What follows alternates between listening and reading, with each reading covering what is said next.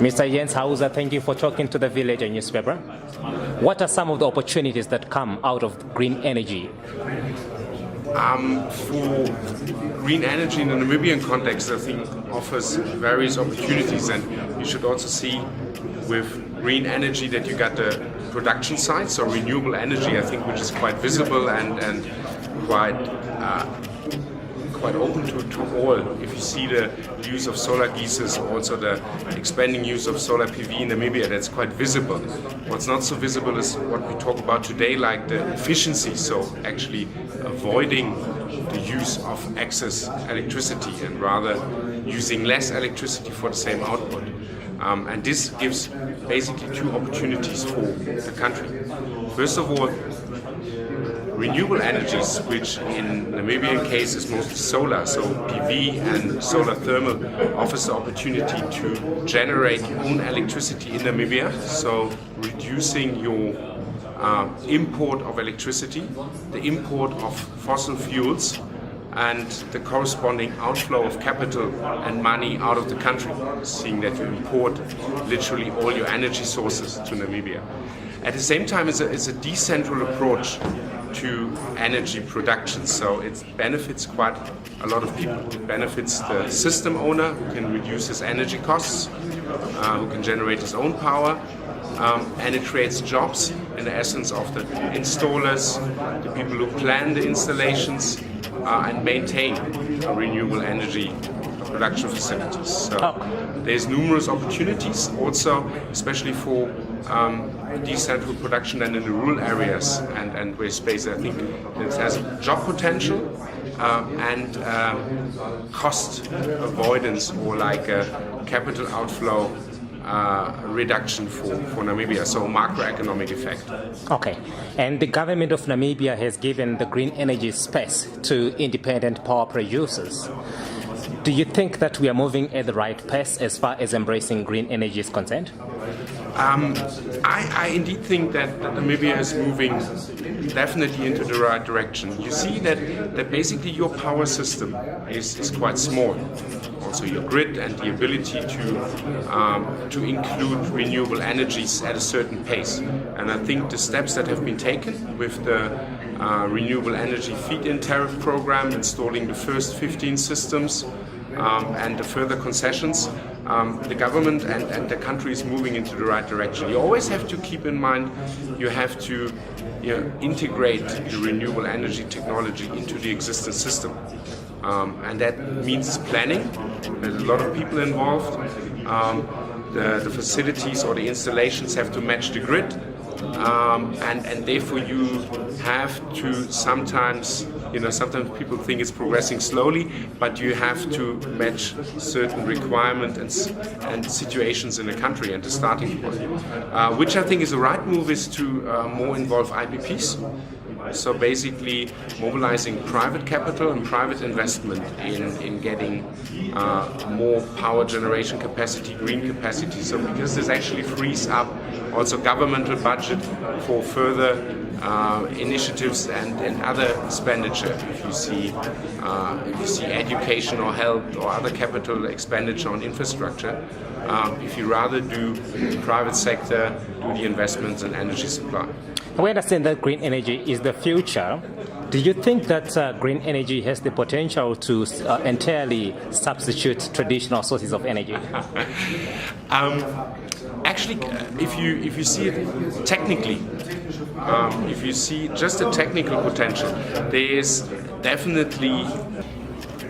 So basically, technically, renewable energy has the potential to supply 100% electricity in a system.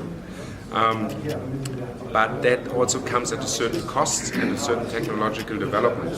If you see a country like Germany, we have about 30% share of renewable energies in the system and a target of up to 80% of renewable energy in 2050. You see the time sphere we're talking here. So it's not that renewable energy will replace conventional and traditional energy in the short term or medium term. I think it's more long term planning and development, also as the technology progress. Because I'm supporting renewable energies, that's my job, but I say also like for a country like Namibia or also Germany, like 100% is not achievable like maybe in the next 10, 15, 20 years. We talk long-term development, and system development over time, as not only the technical potential counts, but you also have to include like economic factors and cost factors. And what you want to avoid is basically that excessive costs for electricity, especially in emerging economies like Namibia. So in the pursuit of decentralization as far as energy manufacturing and distribution is concerned, we're giving more space to independent power producers through even private-public partnerships. What role will the regulator play then, for example, NamPower? I mean, if it's often the concern that like the traditional power utilities won't lose their role or won't have their role anymore, but I think it's actually a crucial role. Also, if you see in a Namibian context, the role of NamPower as the distribution system and the transmission system provider, it's a crucial role to control and steer the system. So as a kind of a mastermind in a decentralized system with a lot of generation capacity, to get the system together, to ensure a stable grid, and to control that electricity is always available in the amount that is needed. And I think there's a big challenge actually in the changing system with a lot of generation capacity, decentralized, a lot of actors. So there's definitely a role in for institutions like NamPower in coordinating and steering a new power system with a lot of IPPs actually feeding into the grid. And on a last note, what role should government be playing? And do you think that the government of Namibia is actually in the right direction as far as its mandate is concerned in the green energy sector?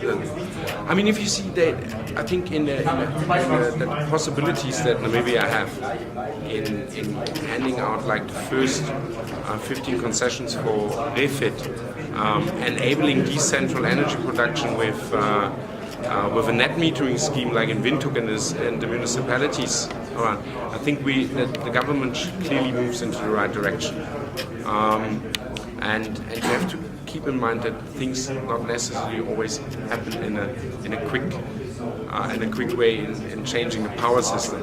And there's certainly limitations also to the grid that the government has to keep in mind, that there are limitations also to the financial side and to reorganizing the power system. So I think the steps are taken into the right direction.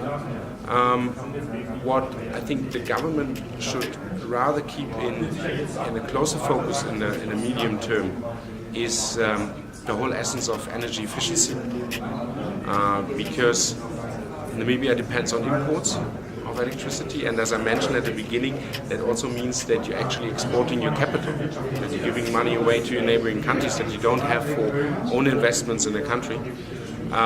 So I think in the medium term, the government should keep energy efficiency in mind, should focus on this to reduce actually the consumption and therefore the imports. And in energy efficiency, you can actually take quite good government measures without doing a lot of spending or a lot of money.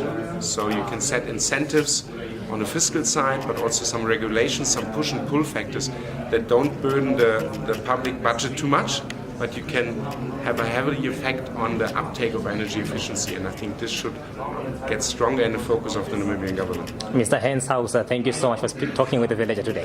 Have a beautiful day ahead.